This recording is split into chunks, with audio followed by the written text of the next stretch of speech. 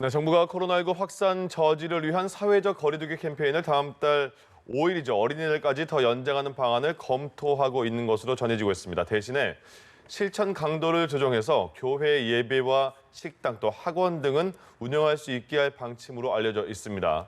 하지만 이 자가격리 위반자와 또 지역 감염이 계속 발생하고 있어서 방역을 더욱 철저히 하셔야겠습니다. 관련 내용을 김경우 인제대 백병원 교수와 함께 짚어보겠습니다. 교수님 어서 오십시오. 네, 안녕하세요. 예.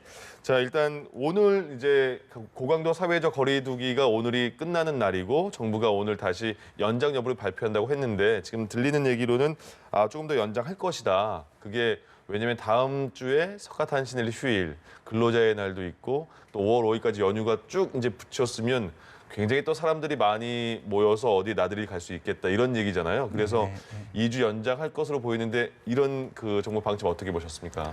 네, 그 많은 국민들이 또 대부분 염려하시는 것처럼 네. 저희가 이제 사회적 거리두기가 완화되면 다시 재유행을 할 것이다. 예. 그리고 말씀하신 것처럼 지난주에 어떤 총선뿐만 아니라 모든 분들이 좀 나들이도 좀 많아지시고 그런 것들이 좀 우려되기 때문에 아무래도 좀 재유행 가능성이 있다고 좀 많이들 생각하시는 것 같고요. 네.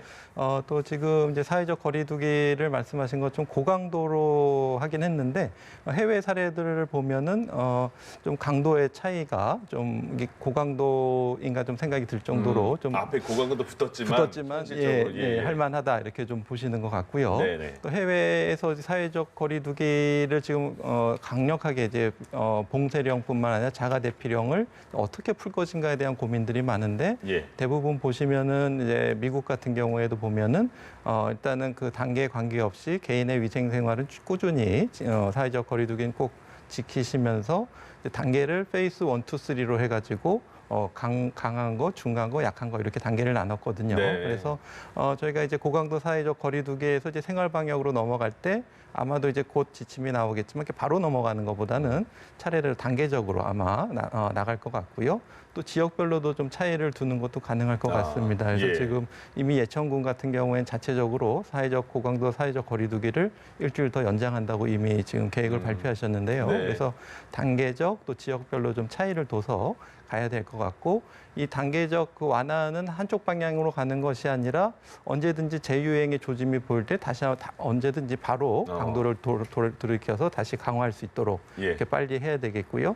그렇게 하기 위해서는 지금 우리가 확진자가 줄어들고 있는 10명대가 우리가 지금 정확하게 우리가 진단하고 있는 건가? 네. 그거를 좀 확인해 볼 필요가 있겠고요. 혹시 놓치고 있는데 우리가 모르는 건 아닌가? 그걸 다시 한번 좀 확인해 봐야 될 것 같고요. 예. 그리고 언젠가지 재유행의 조짐이 보일 때 우리가 이걸 빨리 감지해낼 수 있는가? 조기 감시 체제를 지금 우리가 갖추고 있는가를 또 좀 봐야 되겠고요. 네. 그다음에 또 이렇게 재유행이 됐을 때 우리가 피해를 최소화하기 위해서 요양원이나 취약시설들을 얼만큼 보호할 준비가 되어 있고 또 지역사회에서 이렇게 발생했을 때 중환자 발생했을 때 우리가 얼만큼 빨리 신속하게 의료시설을 확충해서 그분들을 빨리 치료할 수 있는가 이런 것들을 다 같이 돌이켜봐야 되는데 정부 당국에서는 이제 그런 지침들을 지금 준비 중이라고 해서 네. 이제 사회적으로 단계적으로 좀 완화되면서 그런 체계도 같이 정비해 나가는 것이 필요할 것 같습니다. 알겠습니다. 많은 분들이 지금까지 잘 지켜오고 계셨습니다. 그러나 오늘 방침이 발표가 되면 조금 더 따라서 안심하지 마시고 지켜주셔야 될 것 같습니다. 그리고 이제 사회적 거리두기 기간이 딱 정해져 있고 또 많은 분들이 또 너무 빨리 그 해제를 하는 것도 불안하다 이런 말이 나오면서 자연스럽게 싱가포르 문제에 대해서 많이 얘기를 하더라고요. 싱가포르는 지금 확진 환자가 갑자기 확 증가했잖아요. 지금 상황이 어떤 겁니까? 네, 맞습니다. 그래서 처음에 뭐 200명, 100명대 이렇게 늘어나다가 지금은 이제 1000명대까지 나오고 네. 있고요. 아마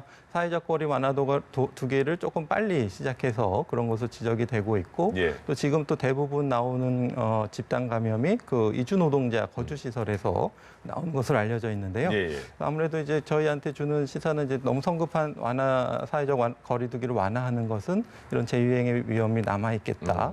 특히 이렇게 작은 불씨가 튀었을 때 큰 불이 날 수 있는 집단, 취약 집단, 그러니까 이렇게 집단으로 밀집되어 있는 이런 거주 지역이라든지 그러니까 이런 데는 아마도 사회적 거리두기를 완화하면서 지역사회 감염을 통해서 좀 이미 전파가 시작됐을 텐데 예. 그거를 좀 빨리 알아차리지 못했던 것 같고 그것이 조용한 전파일 수도 있고 어떤 이주 노동자분들이라는 특성 때문에 어떤 증상이 있어도 그거를 감추거나 아니면 진료를 받고 싶어도 못 받거나 또 진료를 안 받거나 해서 조금 늦게 발견된 건 아닌가 싶기도 해서 네. 우리나라도 좀 이런 취약 집단 시설이 없는지, 물론 이제 그 요양원이나 요양병원, 뭐 정신병원 이런 데는 저희가 취약 시설로 철저히 관리를 시작하고 있는데 네. 혹시 거기서 놓친 뭐 이런 건 없는가 한번 좀 돌이켜볼 필요가 있겠는데요.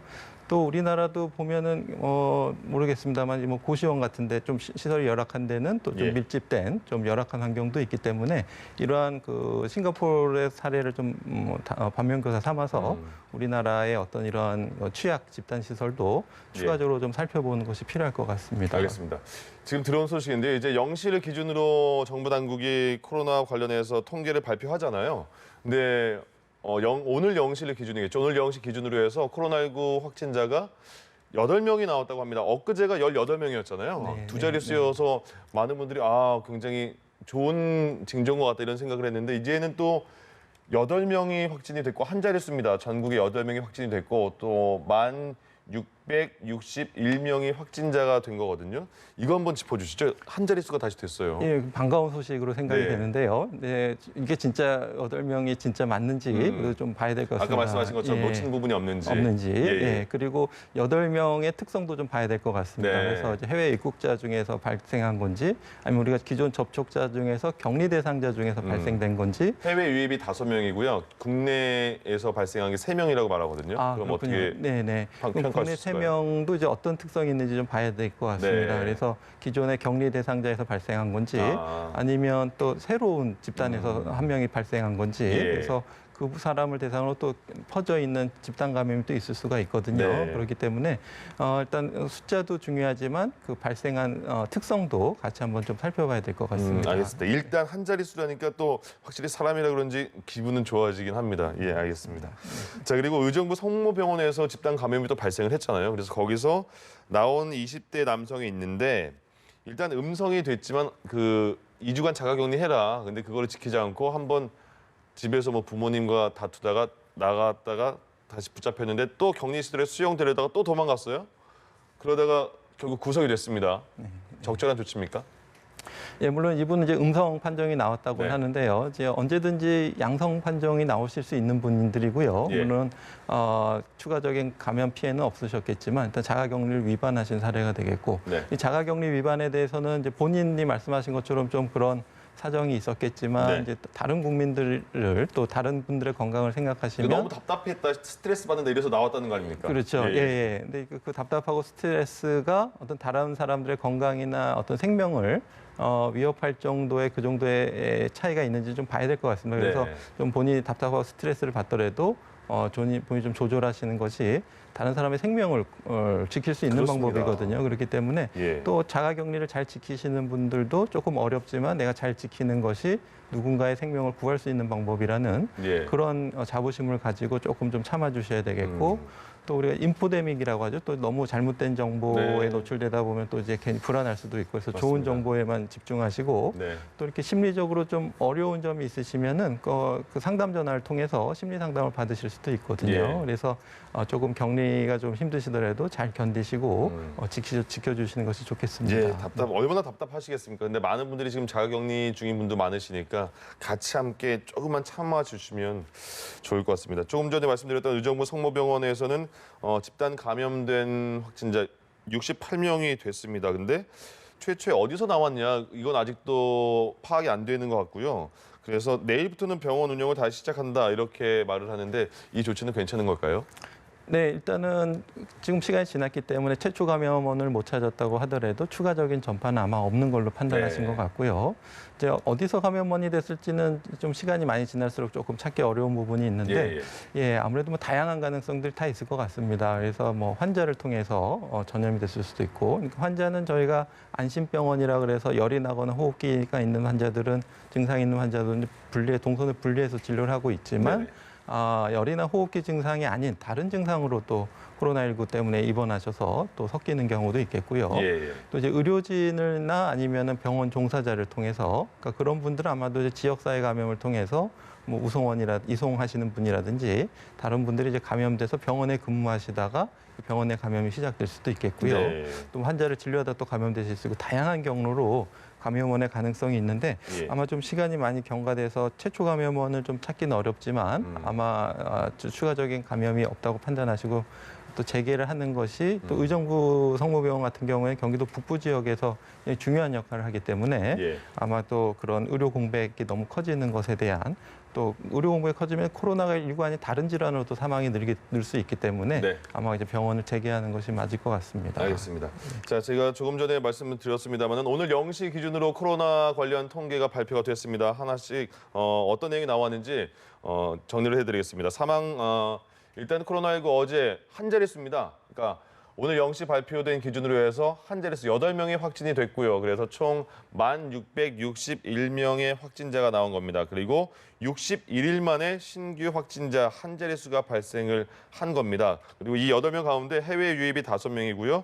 서울과 대구에서 각 2명, 또 인천, 경북 각 1명씩 이렇게 나온 겁니다. 그리고 사망자는 2명이 추가가 됐습니다. 그래서 오늘 0시 기준으로 해서 총 234명이 돌아가시게 됐습니다. 자, 그리고 어제 하루는 105명의 추가 격리가 해제가 돼서 총 완치자가 8,000명이 넘었습니다. 자, 그리고 12,243명이 검사하고 있고 어제 0시와 비교했을 때 하루 전보다는 1,300여 명이 줄었습니다. 그러니까 이제 뭐 완치된 확률도 굉장히 높아지고 있고 이제 안정돼 가고 있다. 여러 국가에서 이렇게 판단을 하고 있습니다만은 교수님께서 말씀하신 대로 아직까지는 안심하면 안 된다. 경계는 계속 갖춰 있어야 된다. 이렇게 말했습니다. 자, 그리고 대구에서 치료 중인 환자도 말씀드린 것처럼 치료 중인 환자 대구에서 1,000명 아래로 줄었고요. 그리고 하루 확진자도 대구에서만 열흘 넘게 한 자릿수가 나왔다. 이렇게 되고 있는데 네, 신천지 발로 굉장히 대구에서 어려움을 많이 겪지 않았습니까? 네. 그러니까 지금 이제 앞으로 대구뿐만 아니라 많은 지역도 마찬가지겠지만 특히 대구에서 방역을 더 성과를 거두기 위해서 조심해야 될 부분은 뭐가 있을까요? 네, 지금 이렇게 신규 확진자 8명 같은 경우도 사실은 이제 우리 전 국민들이 사회적 거리두기에 이제 참여하신 네. 성과라고 볼 수가 있겠고요.